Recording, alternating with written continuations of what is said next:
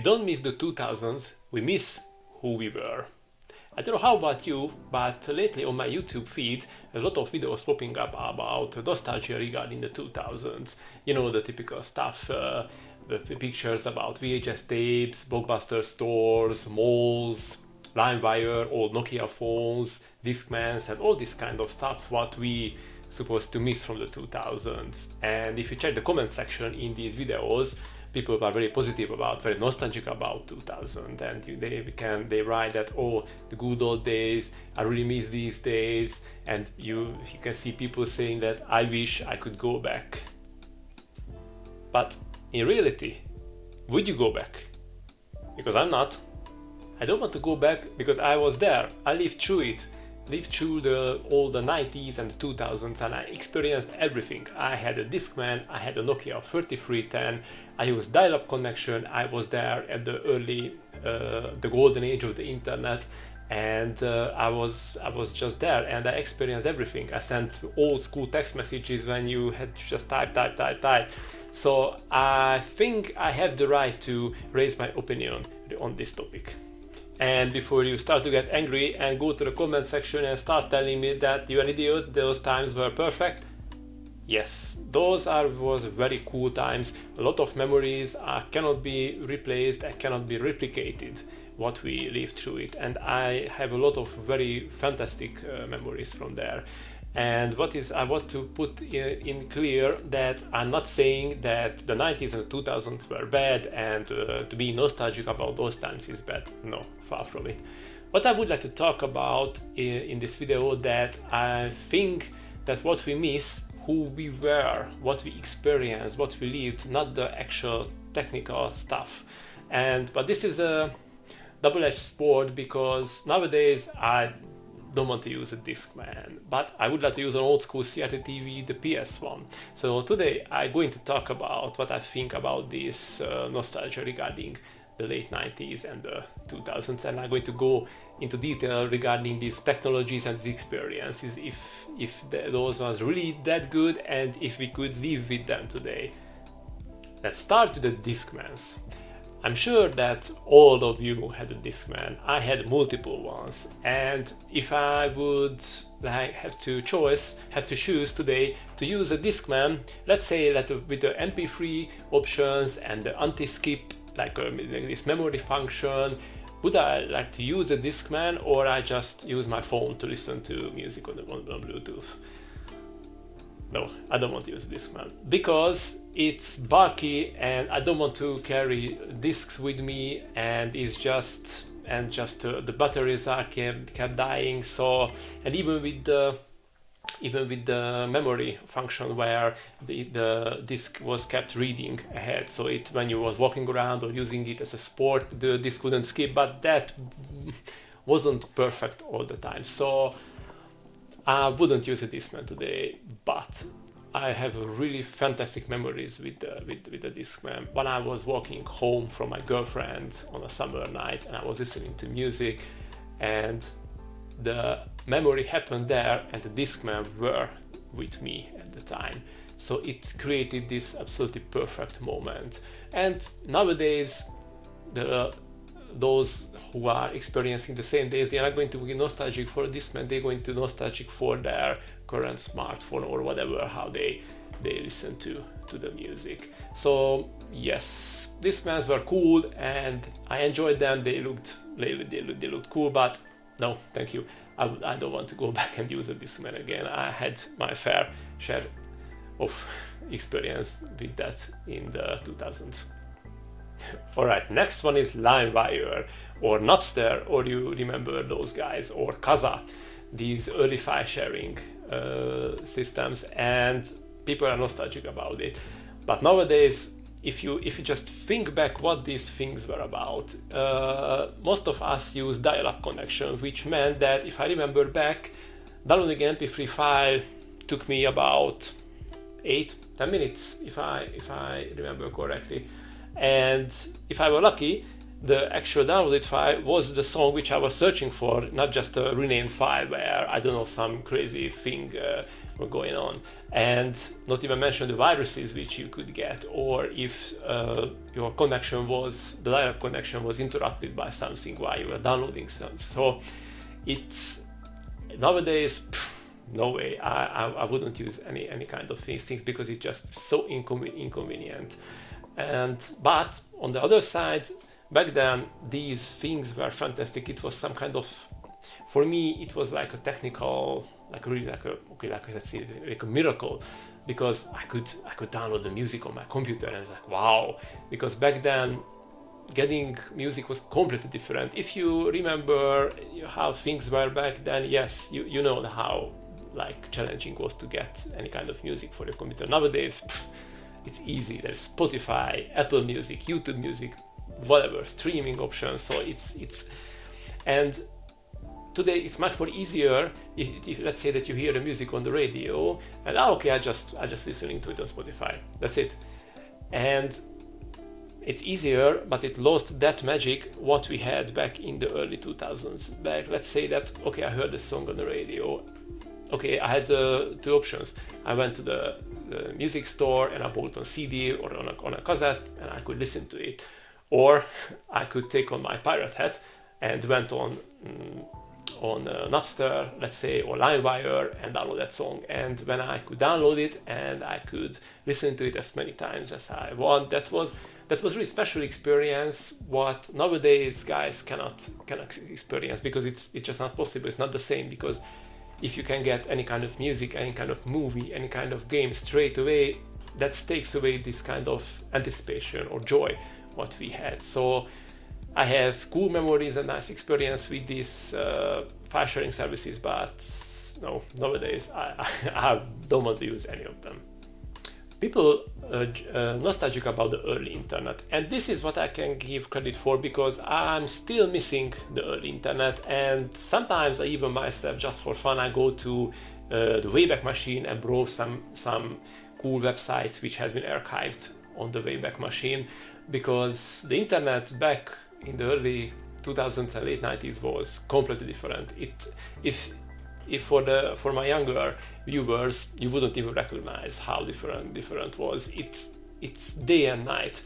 It was Wild West, and I think people were more friendly, more helpful, and it was the thing that, which is I think really important, that nowadays internet is everywhere with us. It is on our phone, even on our watches, and you cannot, like, let's say, escape the internet. Back then you had to go to the internet, so you had to go to your school, to computer lab or library if you haven't had internet at home, or if you had, you just had to go to the family computer which was in the living room, and probably the internet was not cheap, because you had to pay for the telephone bill and for the internet subscription as well. So I don't know how it was in your part where you used the internet, but for us it was cheap between 6 p.m. until 6 in the morning or something like this. In the daytime it was very expensive to use. So,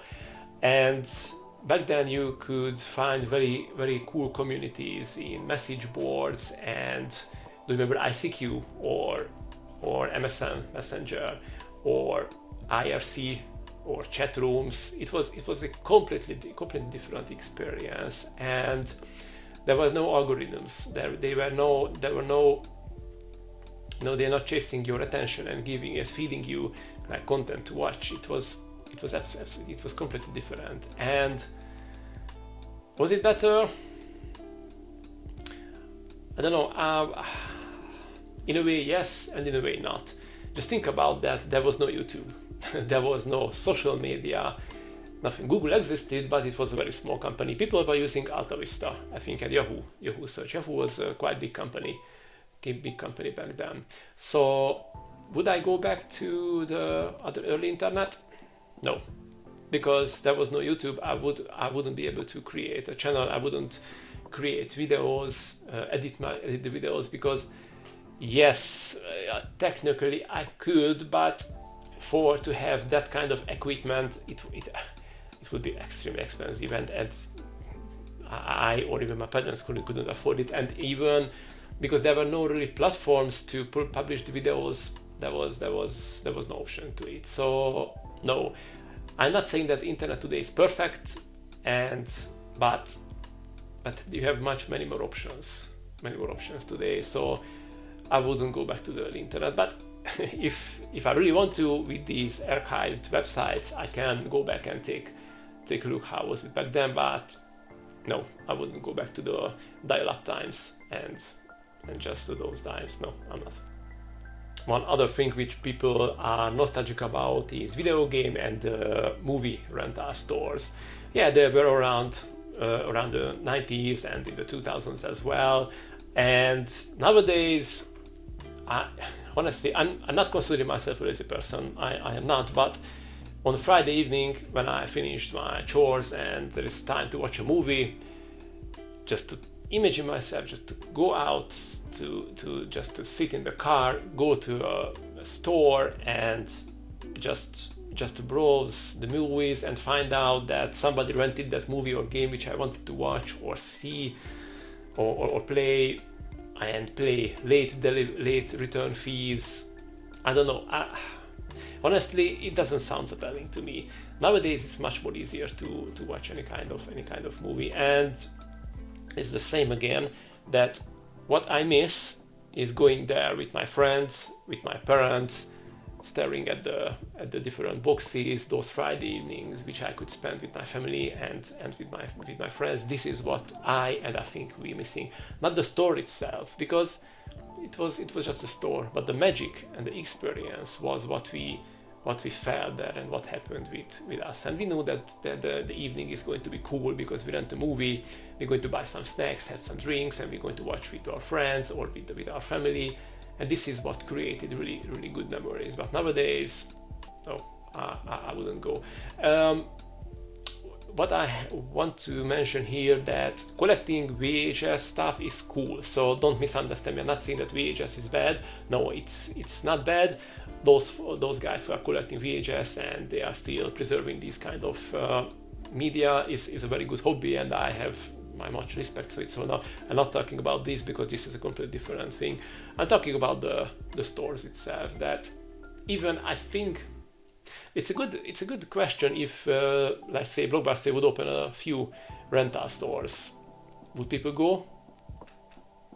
Maybe, but people don't have like VHS players anymore and DVD players anymore, so how they would watch it? Maybe they could rent it, but I think the world and people are more comfortable now. Even you could rent VHS players. People don't want to carry them home, set it up, and probably you cannot even connect it to the modern TVs or with some different cable. Yeah, but no, I think it wouldn't work. So no, I don't want to go to VHS and game rental stores again.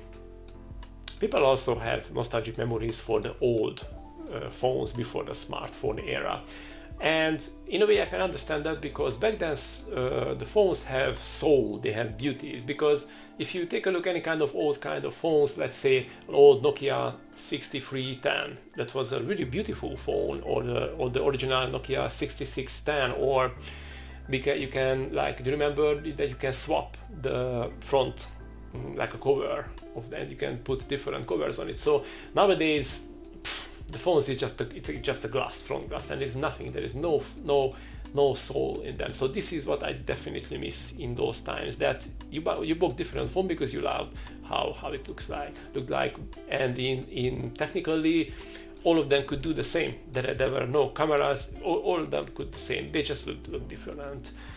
And would I swap my smartphone today to an old Nokia? No. In a way, yes, because with those there are less notifications and they left you alone, so they are not keep buzzing and keep you get notifications, messages. No, because that was very, very different. Because nowadays you can send text messages 24/7 for all week, because on Facebook Messenger, Instagram, WhatsApp, and a lot of options you have. And back then, the limit for text message was very limited because they cost extra money. And this, I think, is the same example as what I had with the music. I had really fond memories from these times when I know that I could send about, I don't know, 10, 15 text messages before my balance was running to zero. And I was texting to my girlfriend back then. I was replying to her messages, and I remember that it was like it took so long to just to button in one sentence because it took long. And there came the T9 dictionary in the phones, which I never could use, and I never could understand what was about, but it's supposed to help, but no. So yes, old phones were cool in this way, and I may be probably going to collect some of these old models. I'm not going to use them because nowadays you can use them, but I'm not going to send an actual text message to someone because they would think like, what's wrong with you? I'm not going to reply back to you when it costs me money. Send me a message on whatever platform you can. So yes, it was cool. I had some nice memories too, but nowadays I wouldn't use these old school phones again. One thing which I think is going to never die, and these things are stayed with us from the 90s throughout the 2000s, and I'm still using them like nowadays, and I love to use them because they are designed for that era, and you cannot replace it or you cannot change it. And these are old school retro gaming. I'm talking about starting from the NES to SNES, PS1, PS2, and these games are designed to play on a CRT TV. Remember scan lines, and there was no input lag. So it's these things, and this is the technology which I still would like to use, because a Discman can be replaced with a smartphone or even MP3 player because it's more convenient, but you cannot really replace an actual PlayStation 1 or PlayStation 2 or old SNES. Yes, you can with emulation, but that's not the same thing. It's not when you actually just place a cartridge into the console, or you just grab your game from your shelf, you opening it, place the disc into the disc tray, and that's some kind of ritual which emulation cannot replace. It's just not, and I hope that it's not going to die. But I think these guys who are doing this retro community and this retro gaming scene, they're going to keep this alive, and even myself, I'm trying to keep this alive because this was a really good and special era which cannot be replaced, and this reason has to stay. So with this, I'm agreed that this has to stay. And if you're talking about gaming, we have to talk about gaming in the 90s and the 2000s. People say that gaming was better back then.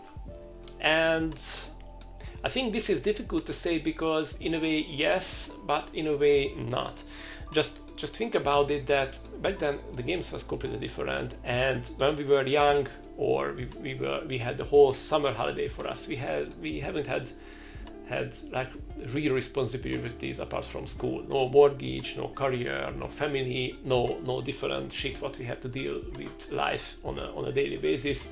You had on the summer, you had a whole day for gaming. You could stay up all night to game, so you could just finish these old school games. But nowadays, when the day is like over, you have 1 hour to play a game, and it's a bit different. In this topic, I wouldn't say that there is no nostalgia. Of course, there is nostalgia for these games. That's why I'm doing this channel, because I love this era. So, but the thing is here that I wouldn't go back there, because I also love to experience modern games as well.